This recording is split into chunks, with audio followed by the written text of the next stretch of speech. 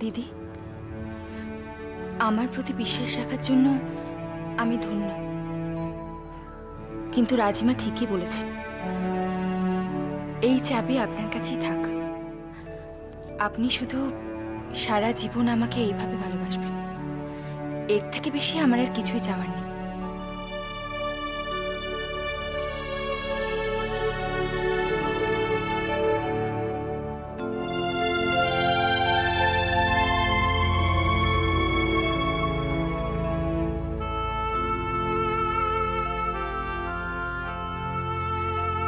তাহলে এবার আমাদের আসল পর্ব শুরু করা যাক। চন্দ্রিকা,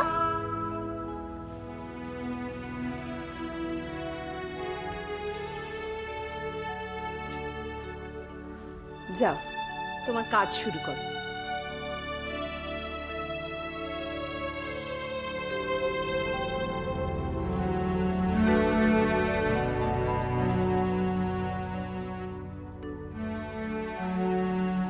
এসব কি রাজিমা?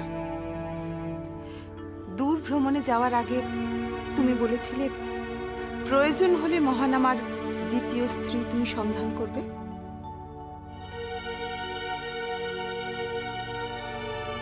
তাই না?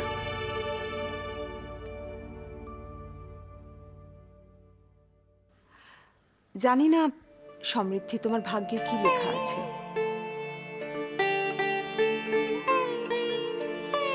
সত্যি যদি তেমন ঘটে, তাহলে মহান আমার প্রথম স্ত্রী হিসেবে তার নাম তোমার হাতে চিরকাল ধরে রাখতে চাই।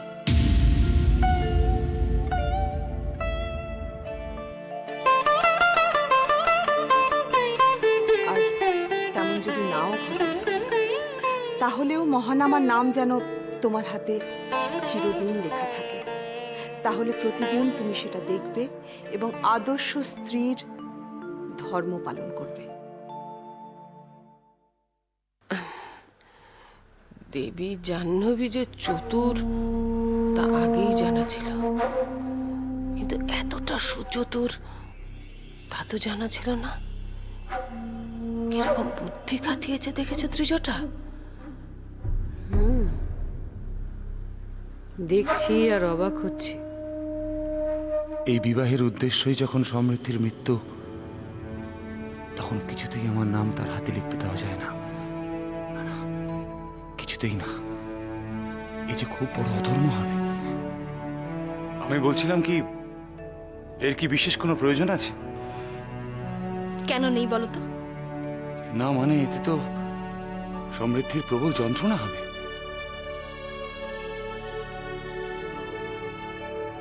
স্বামীর নাম চিরতরে হাতে ধরে রাখতে আমি এর থেকেও বেশি যন্ত্রণা সহ্য করতে প্রস্তুত।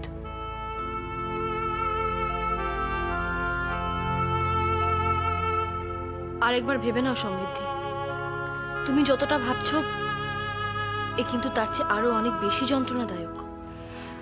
দিদি, আমি জীবন দিতেও প্রস্তুত।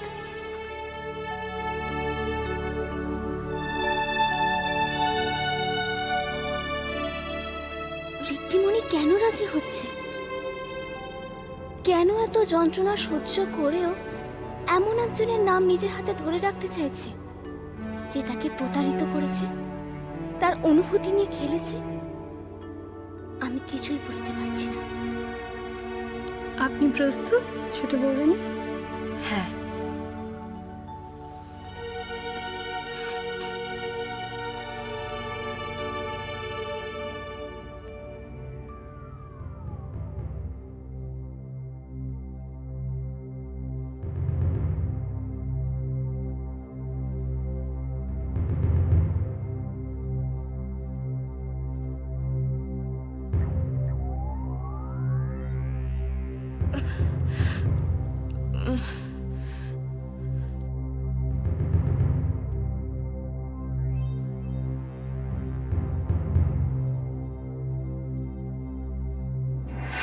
বলো না জয়ম, বলো। আমায় আমায় তুমি ক্ষমা করো খনা। আমি তোমাকে মিথ্যে বলেছিলাম। মিথ্যে? কি মিথ্যে জয়ম? জ্যোতিষপীর মশাইয়ের গৃহে অনুসন্ধান চালিয়ে সেনাপতি মশাই তোমার ভাই কাকার জন্মের সময় এবং তিথি নক্ষত্র উদ্ধারে সফল হয়েছিল খনা। হ্যাঁ খনা, তোমার ভাই কাকার জন্মকুণ্ডলীর প্রতিলিপি এখন এখন আমার কাছেই রয়েছে। এত বড় সত্যি তুমি আমার কাছে গোপন করলে কেন?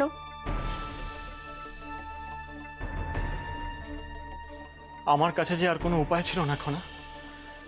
রাজকুমারী সমৃদ্ধি স্বেচ্ছায় এই বিবাহ করতে চাইলেন। বললেন যে এই বিবাহ ছাড়া তার সামনে আর কোনো পথ খোলা নেই। আর আমিও ভেবে দেখলাম এই মুহূর্তে এই বিবাহটা সত্যি অত্যন্ত প্রয়োজনীয়। তাই তাই তাই আমি আর কোনো সমস্যা সৃষ্টি না করে সত্য গোপন করেছিলাম খনা। কিন্তু কিন্তু একের পর এক অঘটন যখন ঘটতে শুরু করলো, তখন আমার মন বলতে শুরু করলো যে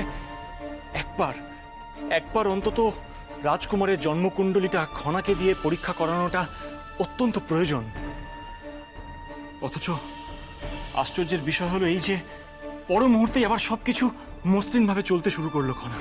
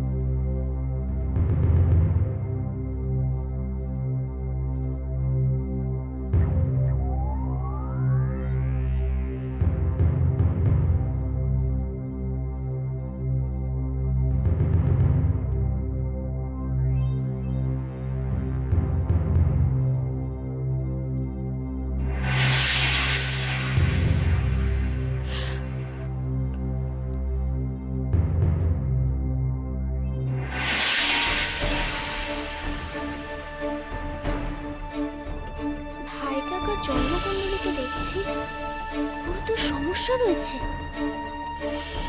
আর আর এই সমস্যা যে মঙ্গল সংক্রান্ত, তার অর্থ তার স্ত্রীর বিপদের সম্ভাবনা।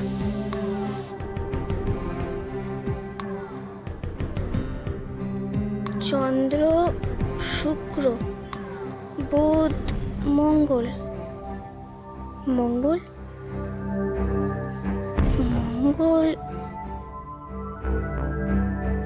এ তো ঋদ্ধিমণির আসন্ন বিপদের দিকে ইঙ্গিত করছে। আমি তো ভাবতেই পারছি না।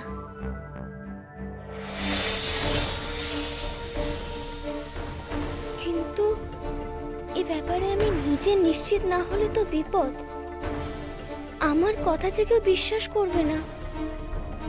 আমাকে তো প্রমাণ করতেই হবে।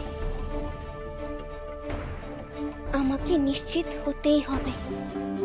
ভাই কাকার জন্মকুণ্ডলীতে মঙ্গলের অবস্থান বলছে। মঙ্গলের অবস্থান বলেছে? না না, এই বিবাহ কিছুতেই হতে পারে না, কিছুতেই না।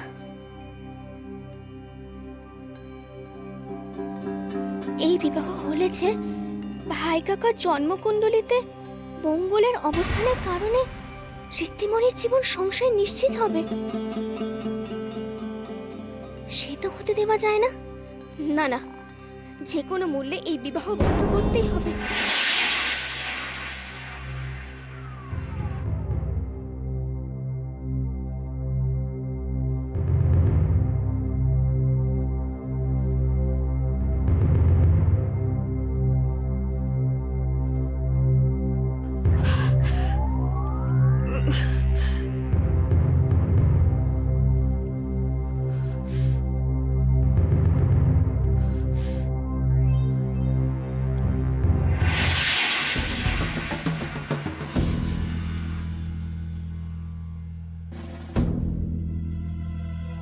ঋদ্ধিমণি, ভেঙে পড়ো না, ভেঙে পড়ো না ঋদ্ধিমণি, শক্ত হও। যুদ্ধ শুরু হয়ে গিয়েছে ঋদ্ধিমণি, যুদ্ধ শুরু হয়ে গিয়েছে। আর এই যুদ্ধে শত্রুপক্ষদের হারাতেই হবে যে কোনো মূল্যে। প্রয়োজনে তাদের দেবদানে তাদেরই ঘুঁটি কেটে ফেলতে হবে। তারা যখন মানবিক সম্পর্কে কোনো মূল্য দেয়নি, তখন আমরাও মানবিক সম্পর্কের কোনো মূল্য দেব না, কোনো মূল্য দেব না।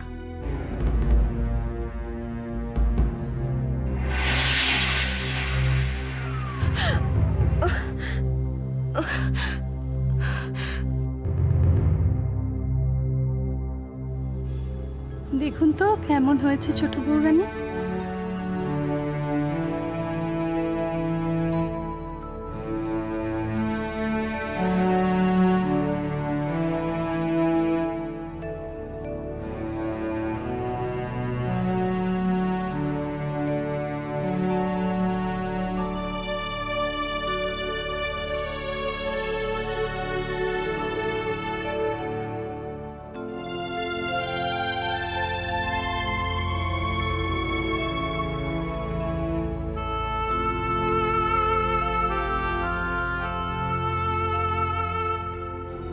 মহানামা, কোথায় যাচ্ছ তুমি?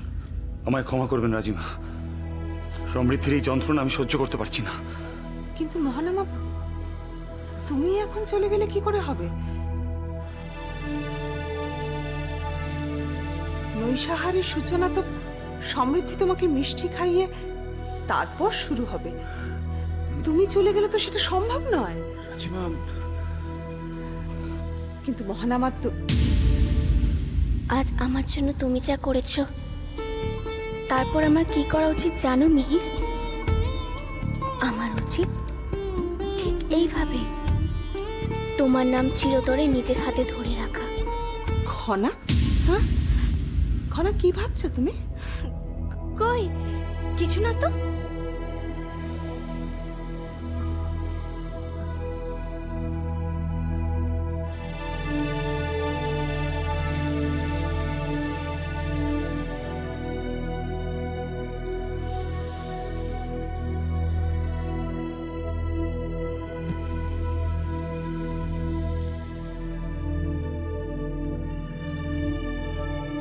ঋদ্ধিমণি, তোমার হাতে যে রাজমাতা হবার যোগ রয়েছে।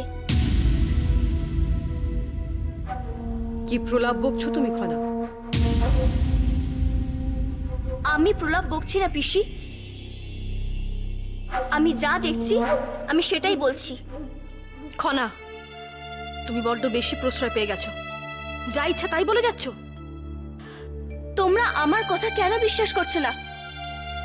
মিহির, এখানে এসে একবার দেখো তো।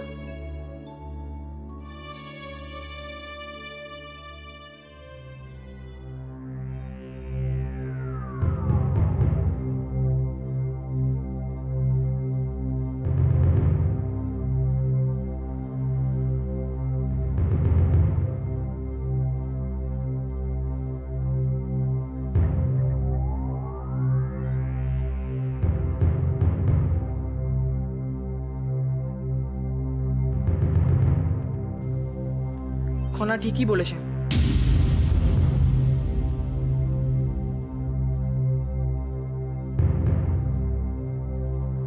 ওনার হাতে রাজমাতা হওয়ার যোগ স্পষ্ট।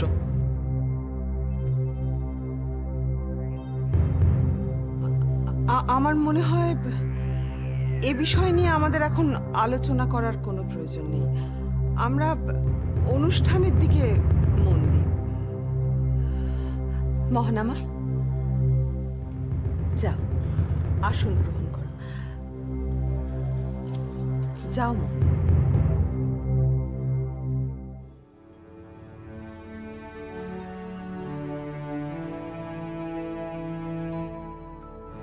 দাসী,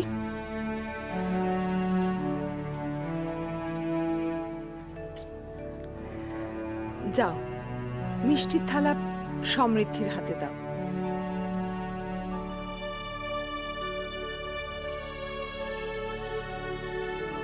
সমৃদ্ধি, তুমি মহানামাকে মিষ্টি খাইয়ে নৈশাহারের সূচনা করো।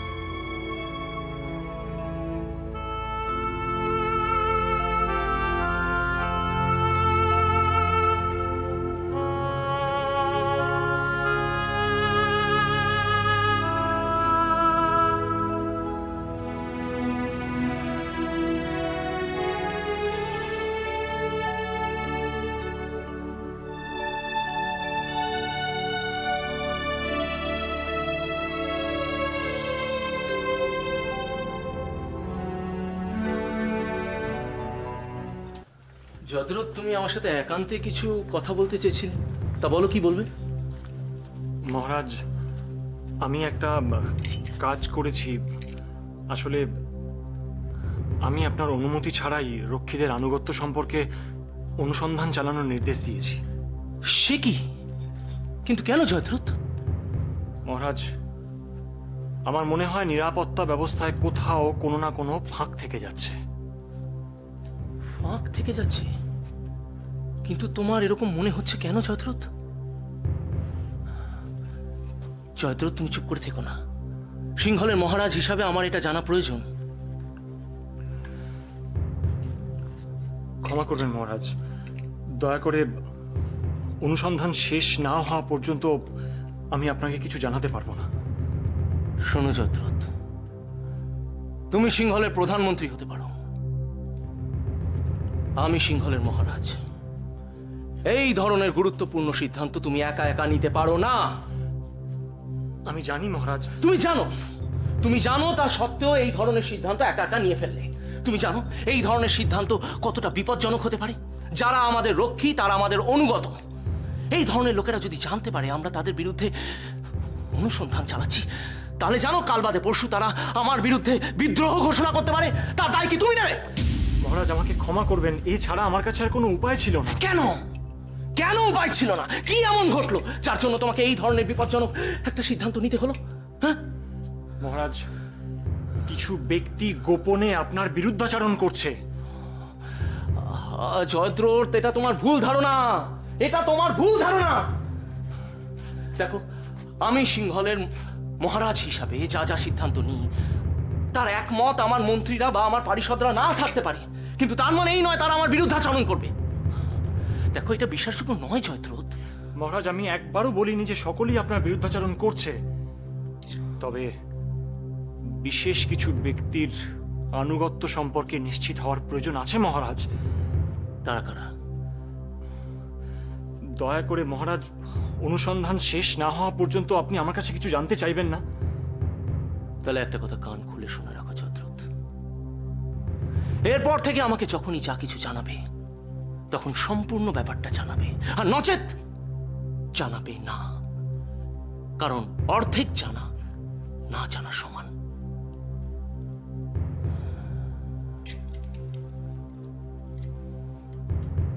ঠিক আছে মহারাজ, আপনি আমাকে কাল সকাল পর্যন্ত সময় দিন। হয় আমি অনুসন্ধান শেষ করে সমস্ত সত্য আপনার সামনে তুলে ধরব, নয়তো আমার ক্ষমতার অপব্যবহারের শাস্তি স্বরূপ আমি প্রধানমন্ত্রী পদ থেকে পদত্যাগ করব। জয়দ্রথ, আত্মবিশ্বাস ভালো, কিন্তু অতি আত্মবিশ্বাস বিপজ্জনক।